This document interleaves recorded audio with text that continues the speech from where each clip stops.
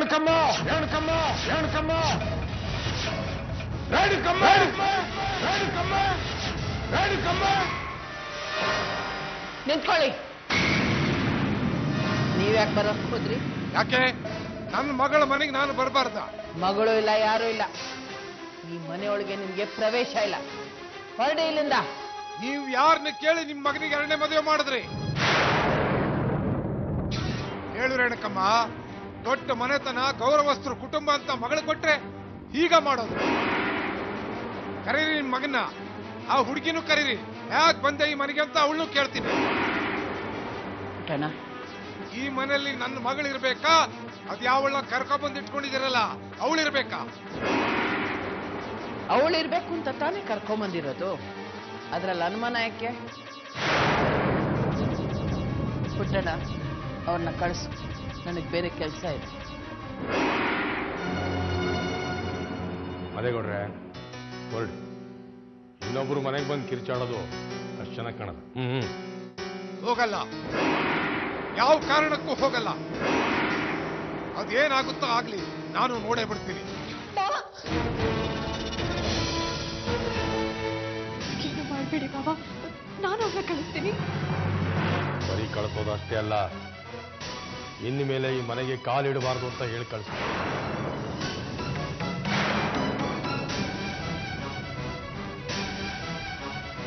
ಕೈ ಮುಗಿದು ಕೇಳ್ಕೊತೀನಿ, ಇಲ್ಲಿಂದ ಹೊರಟೋಗಿ. ಹರೀಶ್ ಅವರೇ ನಮಸ್ಕಾರ. ಓ ಸತ್ಯ, ನಮಸ್ಕಾರ. ನನ್ನ ತಮ್ಮ ಮಂಜುನಾಥನ್ ಮದುವೆ ಏನಾದ್ರು? ಮದುವೆ ಆಗಿದ್ದು ನಿಜ. ವರ್ದೇಗೌಡ್ರ ಮಗಳು ಐಶ್ವರ್ಯನಿಗೂ ಚಂದ್ರೇಗೌಡ್ರ ಮಗ ಮಂಜುನಾಥ್ಗೂ ಮದುವೆ ಆಗಿದೆ. ಏನೀಗ? ಮದುವೆ ಮಾಡಿಸಿ ಅಂತ ಯಾರೇ ಬಂದ್ರು ಅವ್ರಿಗೆ ಮದುವೆ ಮಾಡಿಸ್ಬಿಡ್ತೀರಾ ನೀವು? ಹುಡುಗಂದಾಗ್ಲಿ ಹುಡುಗಿದಾಗ್ಲಿ ಯಾವ್ದು ಡೀಟೇಲ್ಸ್ ಕಲೆಕ್ಟ್ ಮಾಡಲ್ವಾ? ಮಂಜುನಾಥ್ಗೆ ಈಗಾಗಲೇ ಮದುವೆ ಆಗಿದೆ.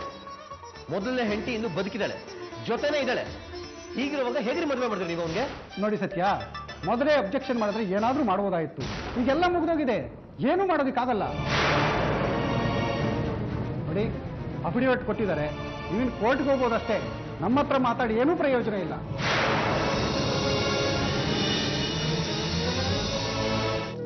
ನೀವ್ ಯಾಕೆ ಬರೋದಕ್ಕೆ ಹೋದ್ರಿ ಇಲ್ಲಿಗೆ? ಬರದೆ ಇನ್ನೇನಮ್ಮ ಮಾಡ್ಲಿ? ನನ್ನ ಮಗಳಿಗೆ ಅನ್ಯಾಯ ಆಗ್ತಿರೋದನ್ನ ನೋಡ್ಕೊಂಡು ನಾನು ಸಹಿಸ್ಕೊಂಡು ಸುಮ್ನಿರ್ಬೇಕೇನಮ್ಮ? ನನ್ನ ಕೈಲಾಗಲ್ಲಮ್ಮ. ಇಂಥವ್ರನ್ನೆಲ್ಲ ಸುಮ್ಮನೆ ಬಿಡಬಾರ್ದು. ನಾನು ಒಪ್ಪಿಗೆ ತಗೊಂಡೇನೆ. ಅವರು ಇನ್ನೊಂದು ಹುಡುಗಿನ ಈ ಮನೆಗೆ ಕರ್ಕೊಂಡ್ ಬಂದಿರೋದು. ಯಾಕಮ್ಮ? ಯಾಕೆ ನೀ ಅದಕ್ಕೆ ಒಪ್ಕೊಂಡೆ? ಅದ್ ನನ್ನ ಇಷ್ಟ ಅಪ್ಪ.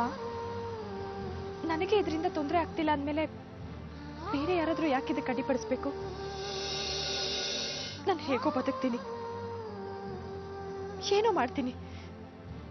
ಆದ್ರೆ ಏನ್ ಮಾಡ್ತಿದ್ಯಾ, ಯಾಕೆ ಮಾಡ್ತಿದ್ಯಾ ಅಂತ ಮಾತ್ರ ಕೇಳೋದಕ್ಕೆ ಬರಬೇಡಿ. ಯಾಕಮ್ಮ ಹೀಗೆಲ್ಲ ಮಾಡ್ತೀಯ? ಹಾಗೂ ಇಲ್ಲ ಹೀಗೂ ಇಲ್ಲ. ಇನ್ಮುಂದೆ ಇಂಥ ವಿಷಯಗಳನ್ನೆಲ್ಲ ತಗೊಂಡಿಲ್ಲಿ ತನಕ ಬಂದ್ರೆ ನನ್ ಮೇಲೆ ಆಣೆ.